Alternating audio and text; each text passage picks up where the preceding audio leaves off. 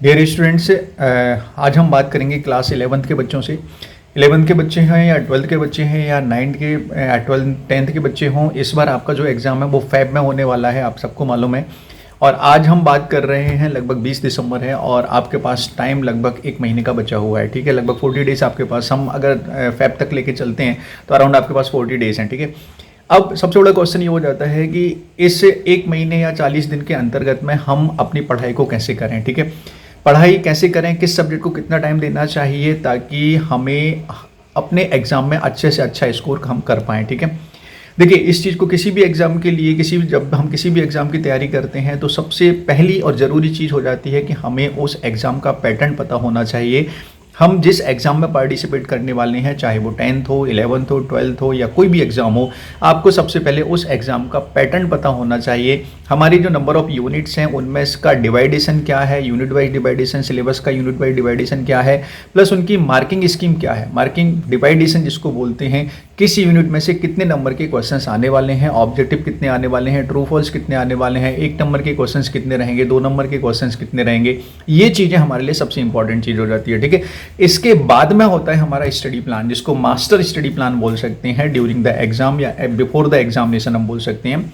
Master study plan का मतलब ये हुआ कि हमें साल भर में हमने जो कुछ भी पढ़ा है या नहीं पढ़ा है, उसके अकॉर्डिंग हमें एग्ज़ाम से जो 30-40 दिन पहले जो बचे हुए हैं, एक महीने का जो टाइम बचा हुआ है, उस टाइम में हमें किस तरीके से पढ़ाई करनी है, ये हमारा मास्टर स्टडी प्लान कहलाता है। हम आज दोनों चीज़ों की बात करेंगे। सबसे पहले हम देख लेते हैं मार्क्स का डिवीजन, कि आपका जो एमपी बोर्ड का जो एग्ज़ाम होने वाला है उसमें नंबर का डिवीजन कैसा है। तो डियर स्टूडेंट्स, मेरी स्क्रीन पर अगर आप ध्यान से देखेंगे तो यहाँ पर आपको माध्यमिक शिक्षा मंडल मध्य प्रदेश भोपाल का हायर सेकेंडरी, हम 11th क्लास की पर्टिकुलर बात कर रहे हैं, तो मैंने यहाँ पर 11th क्लास का ही सिलेबस ओपन कर रखा है। यहाँ पर आपका जो कंप्लीट सिलेबस है, उस सिलेबस के मार्क्स डिवीजन की हम बात करने वाले हैं। मैं ऑलरेडी बता चुका हूँ। तो सबसे पहला जो सब्जेक्ट है आपका हिंदी में, हिंदी का थोड़ा सा स्पीडली चलेंगे, ध्यान रखिएगा। हिंदी की बात कर लेते हैं। क्लास 11th में हिंदी में जो है आपका 3 घंटे का एग्जाम होता है, आपको मालूम है। 80 नंबर का आपका थ्योरी पेपर होगा, 20 नंबर आपका कहीं दूसरा असाइनमेंट या दूसरी चीजों में आपको मिल जाया करेंगे। ठीक है, तो 80 नंबर के जो टोटल पेपर्स हैं उसमें से पहला जो है आपका पार्ट 1, जिसमें से आपका काव्य खंड वाला पार्ट है, इसमें 17 नंबर के क्वेश्चंस आने वाले हैं। काव्य बोध वाला जो पार्ट है, इसमें से 9 नंबर के क्वेश्चंस आने वाले हैं। मार्क्स का डिवीजन बहुत बहुत ज्यादा जरूरी है, आपको पता होना चाहिए, क्योंकि ये आपकी स्टडी में बहुत ज्यादा हेल्प करेगा। ठीक है, ध्यान रखिएगा। ठीक है, अगला जो आ जाता है आरो भाग, इसमें से 17 नंबर के क्वेश्चंस आने वाले हैं। भाषा बोध में से 12 नंबर, वेदांत भाग में से 7 नंबर का, अभिव्यक्ति माध्यम में से 7 नंबर का, अपठित बोध आपका जो कहलाता है, जिसमें गद्यांश पद्यांश होते हैं, उसमें 3 नंबर आने वाले हैं। पत्र लेखन में से 4 नंबर आने वाला है। निबंध लेखन में से आपका 4 नंबर का आने वाला है। इस हिसाब से टोटल 80 नंबर के जो है आपका थ्योरेटिकल पार्ट होने वाला है। अब इसको डिटेल्स में देख लेते हैं। ये जो पैटर्न हम डिस्कस कर रहे हैं, मैक्सिमम क्वेश्चन का जितने भी फिजिक्स हो, केमिस्ट्री हो, बायो, लगभग लगभग यही रहता है। थोड़ा बहुत अप एंड डाउन होता है, वो हम डिस्कस करेंगे। 1 से लेके 5 तक के आपके वस्तुनिष्ठ प्रश्न रहते हैं, रहेंगे हिंदी में, जिसमें 32 नंबर के वस्तुनिष्ठ होते हैं। वस्तुनिष्ठ में से आपके ऑब्जेक्टिव भी आ जाते हैं, रिक्त स्थान में फिल इन द ब्लैंक्स वाले भी आते हैं, ट्रू फॉल्स भी रहता है, सही जोड़ी बनाने वाले भी रहते हैं, और एक वाक्य में आंसर देने वाले क्वेश्चंस भी रहते हैं। ठीक है, तो क्वेश्चन नंबर 1 से लेकर क्वेश्चन नंबर 5 तक जो भी है, ये आपका 32 नंबर के क्वेश्चंस आएंगे। इन सभी को वस्तुनिष्ठ प्रश्न बोला जाता है। इसमें आपके ट्रू फॉल्स भी हैं, रिक्त स्थान भी हैं और सही जोड़ी भी हैं, और 1 नंबर में आंसर देने वाले भी हैं। ठीक है, मेरा कहना ये है, आपका कोई भी सब्जेक्ट हो, अगर आप उस पर्टिकुलर सब्जेक्ट में ये वाला पार्ट बहुत अच्छे से कर लेते हैं तो आपका पासिंग मार्क्स यहाँ पे कवर हो जाता है। ठीक है, क्योंकि 80 में से 32 नंबर यहाँ पर दे रहे हैं, तो मोर देन पासिंग मार्क्स आपके यहाँ पर कवर होना है। ठीक है, ध्यान रखिएगा। अगला जो आ जाता है यहाँ पर 6 से नंबर लेके 15 नंबर तक का जो क्वेश्चन है, उसमें 10% रहेंगे। 2 नंबर हर क्वेश्चन का रहेगा, मतलब 20 मार्क्स आपके 6 से लेके 15 तक कवर हो जाएंगे। ठीक है, 16 से लेके 19 तक आपके 4 प्रश्न रहेंगे, जिसमें 3 नंबर का हर प्रश्न रहेगा, मतलब आपका यहाँ पर 18 मार्क्स यहाँ पर हो जाते हैं। ठीक है, सॉरी 12 नंबर यहाँ पर कवर हो जाते हैं। 20 से लेकर 23 तक आपके 4 प्रश्न रहेंगे, जिसमें आपके 4 नंबर यहाँ पर कवर हो रहे हैं। इस हिसाब से टोटल 80 नंबर का हिंदी का यहाँ पर हो जाता है। ठीक है, ध्यान रखिएगा, इस हिसाब से आपको पढ़ाई करना है। पढ़ाई में बहुत स्टडी, मतलब स्टडी में आपको बहुत हेल्प करने वाला है, इसलिए मैं आपके साथ ये चीज डिस्कस कर रहा हूँ। नेक्स्ट यहाँ पर आपका संस्कृत का हो जाता है, आप देख सकते हैं। ये आपका उर्दू का हो जाता है, जिन बच्चों ने उर्दू ले रखा है। बात कर लेते हैं मराठी की, जिन्होंने मराठी ले रखा है। मैं हर चीज की बात नहीं करूंगा, मेनली फोकस करना है मुझे फिजिक्स पे। ठीक है, इसलिए मैं आपको फिजिक्स पे लेके चलता हूँ। ठीक, तो ये आपका फिजिक्स का है, इसको हम डिटेल्स में डिस्कस करते हैं। ठीक है, फिजिक्स वाला जो फिजिक्स जो सब्जेक्ट है 11th क्लास के बच्चों का, उसमें आपके 70 नंबर का थ्योरी होगा, 30 नंबर का आपका प्रैक्टिकल रहेगा। ठीक है, ध्यान रखिएगा। हर सब्जेक्ट में थ्योरी और प्रैक्टिकल का डिवाइडेशन होता है। कहीं कहीं पर 70 नंबर के हैं, जैसे फिजिक्स और केमिस्ट्री की बात करेंगे 70 नंबर का थ्योरी होगा, 30 नंबर का प्रैक्टिकल होगा। मैथमेटिक्स जिन्होंने ले रखा है उसकी बात करेंगे तो 80 नंबर का थ्योरी होता है, 20 नंबर आपका असाइनमेंट या प्रैक्टिकल में जाता है। ठीक है, तो फिजिक्स में टोटल आपकी 14 अध्याय हैं। 14 अध्यायों को 10 यूनिट में उन्होंने डिवाइड किया हुआ है। ठीक है, अगर आप सिलेबस को ध्यान से देखेंगे तो आपके टोटल अध्याय कितने हो रहे हैं? 14। ठीक है, 14 अध्याय हो रहे हैं और नंबर ऑफ यूनिट कितनी हो रही है? 10। क्लियर है ना? अब पहली जो यूनिट है, फर्स्ट यूनिट में अध्याय 1 को लिया है, सेकंड यूनिट में अध्याय 2 और अध्याय 3 को लिया है, मतलब मात्रक एवं मापन यूनिट 1 कहलाता है। सरल रेखा में गति, समतल में गति, ये दोनों को मिला के यूनिट 2 बन जाता है आपका। गति के नियम, ये आपका यूनिट 3 बन जाता है। तो इस हिसाब से पहली जो 3 यूनिट है, इन 3 यूनिट में आपके 4 अध्याय कवर होते हैं और इन चारों अध्यायों को मिलाकर 23 नंबर के क्वेश्चंस पूछे जाएंगे। कितने नंबर के क्वेश्चन पूछे जाएंगे? 23 नंबर के।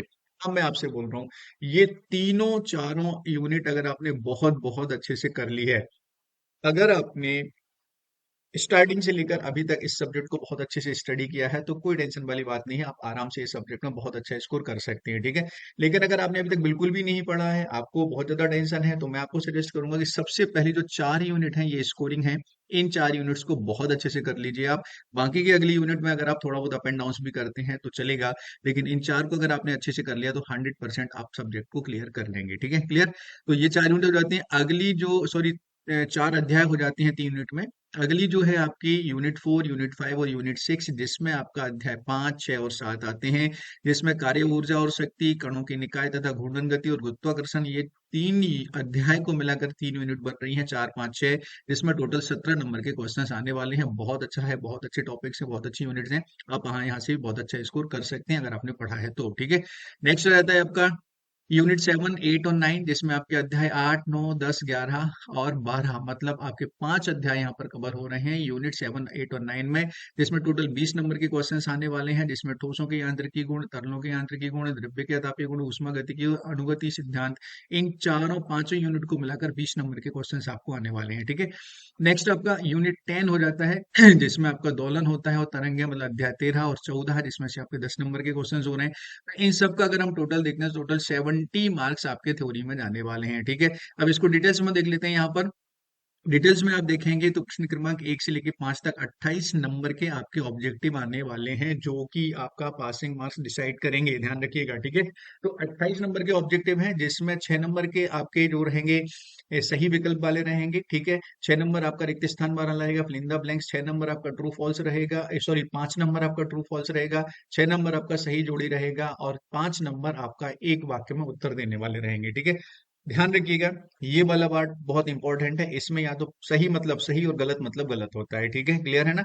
कोई क्वेश्चन ऐसा है जिसका आंसर आपको 4, 5, 6 लाइन में देना है, वहां पर अगर आपका थोड़ा बहुत गलत है तो हमें जितना सही वाला पार्ट है उसमें नंबर मिलने के चांसेस होते हैं। लेकिन ये जो वस्तुनिष्ठ वाला पार्ट है, इसमें सही का मतलब सही होता है, गलत का मतलब गलत होता है, क्योंकि ऑब्जेक्टिव या तो ट्रू होगा या फॉल्स होगा। ठीक है ना, सही होगा या गलत होगा। ठीक है, तो इस पार्ट को बहुत केयरफुली आपको तैयार करना है। एग्जामिनेशन में जब इसको आप सॉल्व करेंगे तो केयरफुली सॉल्व करना है। जब तक आप श्योर ना हो तब तक आप टिक ना लगाएं। ठीक है ना, अदरवाइज गलत होने के चांस वहां पर रहेंगे। ठीक है, क्लियर? तो इस हिसाब से आगे हम देख लेते हैं कि क्वेश्चन नंबर 6 से 12 तक आपके 7 प्रश्न रहेंगे, 2 2 नंबर के, मतलब 14 नंबर यहाँ पे कवर हो जाते हैं। 13 से 16 तक आपके 4 प्रश्न रहेंगे, 3 नंबर के, मतलब 12 नंबर यहाँ कवर हो जाते हैं। और 17 से लेकर 20 तक आपके 4 प्रश्न रहेंगे, मतलब 4 नंबर यहाँ पर कवर हो जाते हैं। ठीक है, तो ये आपका फिजिक्स का सिलेबस है जो मैंने आपको यहाँ पर बताया है। मार्क्स का डिवीजन मैंने आपको बताया है। My dear students, get ready, अपनी कमर कस लीजिए कि आपको इस सब्जेक्ट में बहुत बहुत अच्छा स्कोर करना है। ठीक है, अब हम बात कर लेते हैं इसका मास्टर स्टडी प्लान, कि इसका स्टडी प्लान आपका कैसा होना चाहिए। ठीक है, अच्छा उससे पहले थोड़ा सा मैं आपको दूसरे सब्जेक्ट का बता देता हूँ।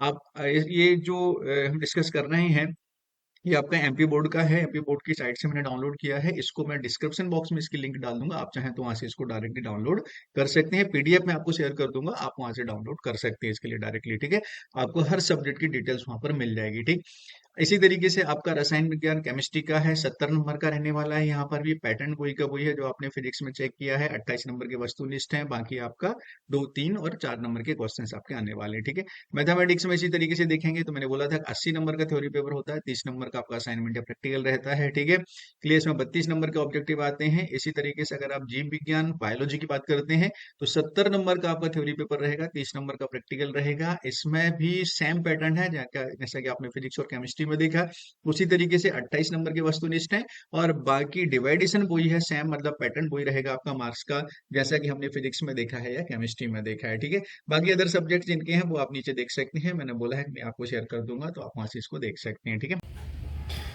ये हमने देखा है कि आपके हर सब्जेक्ट का मार्क्स का डिवीजन क्या है, आपके एमपी बोर्ड के हिसाब से नंबर का डिवीजन क्या रहेगा। अब हम बात कर लेते हैं आपका मास्टर स्टडी प्लान। ठीक है, देखिए भाई, तो एक चीज़ बिल्कुल क्लियर है, मैं आपको बिल्कुल स्पष्ट शब्दों में बता देना चाहता हूँ कि एग्जाम से अगर हम 30 डेज पहले का स्टडी प्लान कर रहे हैं या 40 डेज के लिए स्टडी प्लान कर रहे हैं, तो ये जो स्टडी प्लान कहलाता है ये इसकी सबसे ज़्यादा डिपेंड करता है कि अभी तक आपकी तैयारी क्या है, आपने क्या सब्जेक्ट हर सब्जेक्ट का सिलेबस तैयार कर लिया है। अगर आपने अभी तक फिजिक्स हो या केमिस्ट्री हो या बायोलॉजी हो या मैथमेटिक्स हो, आपने अभी तक उस सब्जेक्ट को कंप्लीट कर लिया है, सिलेबस आपका कंप्लीट हो गया है, तो आप रिवीजन के लिए प्लान बनाइए। अगर आपने सब्जेक्ट को तैयार नहीं किया है, आपके कुछ यूनिट्स बचे हुए हैं, कुछ चैप्टर्स बचे हुए हैं, तो मैं सजेस्ट करूंगा कि 2 से 4 दिन के अंतर्गत या 1 वीक आप लेके चलिए। 1 वीक में आपका जो भी सिलेबस बचा हुआ है उसको आपको सबसे पहले कंप्लीट करना है। क्लियर है ना? तो 1 वीक का आप टास्क डिसाइड किया। अगर आपका सिलेबस कंप्लीट है तो आज से मैं आपको रिवीजन प्लान बताऊंगा कि आपको रिवीजन कैसे करना है। ठीक है, और अगर आपका सिलेबस कंप्लीट नहीं है तो सबसे पहले आप 7 डेज का प्लान बनाइए कि आपका हर सब्जेक्ट का सिलेबस आपका कंप्लीट होना ही चाहिए। ठीक है, क्लियर है ना? ठीक, अब बात कर लेते हैं, हम मान के चलते हैं कि आपका सिलेबस कंप्लीट हो गया है और अब आपको सब्जेक्ट को रिवाइज करना है एग्जाम के पॉइंट ऑफ व्यू से। ठीक है, तो आपको करना क्या है कि मिनिमम 4 to 5 आवर्स का डेली का सेल्फ स्टडी प्लान आपको बनाना पड़ेगा। ठीक है, हम 4 to 5 आवर्स के हिसाब से हम 5 आवर्स लेके चलते हैं कि स्कूल के अलावा आप घर पे लगभग 4 से 5 घंटे सेल्फ स्टडी कर लेते हैं। तो 4 से 5 घंटे सेल्फ स्टडी करते हैं तो उसमें आप कोई भी एक सब्जेक्ट लीजिए, मेन सब्जेक्ट बनाइए, उस मेन सब्जेक्ट को आपको ज़्यादा टाइम देना है, बाकी के सब्जेक्ट को आपको थोड़ा कम समय देना है। वीकली आप इसको वीकली कर सकते हैं। फॉर एग्जाम्पल आपने फिजिक्स ले लिया, तो फिजिक्स आपने उठाया तो फिजिक्स को आपने 2 घंटे देना चालू कर दिया, बाकी के जो अदर सब्जेक्ट्स हैं उनको आपने आधा घंटा, 1 घंटा, आधा घंटा, 1 घंटा, इस हिसाब से आपने डिवाइड कर लिया। ठीक है, क्लियर?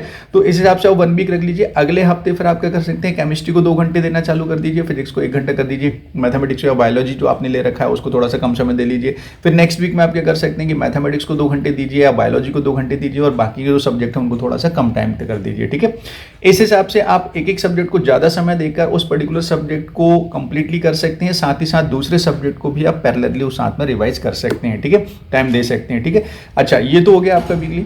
जो आपका वीकली प्लान बन रहा है या आप जो स्टडी कर रहे हैं उसमें रिवीजन का टाइम बहुत सेट करिए। रिवीजन बहुत बहुत ज़्यादा इंपॉर्टेंट है, क्योंकि अगर आप रिवाइज नहीं करेंगे तो आपकी सारी मेहनत बेकार है। रिवीजन बहुत बहुत ज़्यादा जरूरी है हर सब्जेक्ट का। ठीक है, तो अगर आप मंडे से लेकर सैटरडे तक कंटिन्यू स्टडी करते हैं, मैं आपको सजेस्ट करूंगा मंडे से लेकर फ्राइडे तक आप कंटिन्यू स्टडी कीजिए। ठीक है ना, जो भी आपका टाइम टेबल बनता है मैंने अपनी तरफ से सजेस्ट कर दिया, जरूरी नहीं है इसको फॉलो करना, आप अपने अकॉर्डिंग भी सब्जेक्ट को पढ़ सकते हैं। ठीक है, तो आप मंडे टू फ्राइडे तक अपने सब्जेक्ट को पढ़िए, सैटरडे और संडे जो है उसको कंप्लीटली रिवीजन के लिए डाल दीजिए। ठीक है, रिवीजन में आपको करना क्या है, रिवीजन में जो कुछ भी आपने पढ़ा है उसको आपको कंप्लीटली रिवाइज करना है। अपनी स्टडी के साथ साथ आपको एक्सरसाइज जरूर सॉल्व करना है। एनसीईआरटी को बिल्कुल ही अवॉइड नहीं करना है, क्योंकि आपके सारे पेपर एनसीईआरटी से, यानी आपका सिलेबस ही एनसीईआरटी पर बेस्ड है, इसलिए एनसीईआरटी ही आप पढ़ रहे हैं। ठीक है, तो एनसीईआरटी के जितने भी एग्जांपल्स आपको दिए गए हैं, जितनी भी एक्सरसाइज आपको दी गई हैं, वो आपको बहुत अच्छे से लगाना है, उनको बार बार लगा के देखना है। ठीक है, ये आप ध्यान रखना है, इस चीज़ पर ज़्यादा फोकस होना चाहिए। साथ ही साथ प्रीवियस ईयर्स के जो क्वेश्चन पेपर हैं उनको भी आपको पैरेलली लगा के चलना है। ठीक है, तो अभी का जो मेन स्टडी प्लान आपका हो जाता है वो ये हो जाता है कि सबसे पहले हमें हर सब्जेक्ट के रिवीजन जो सिलेबस है उसको पूरे को रिवाइज करना है।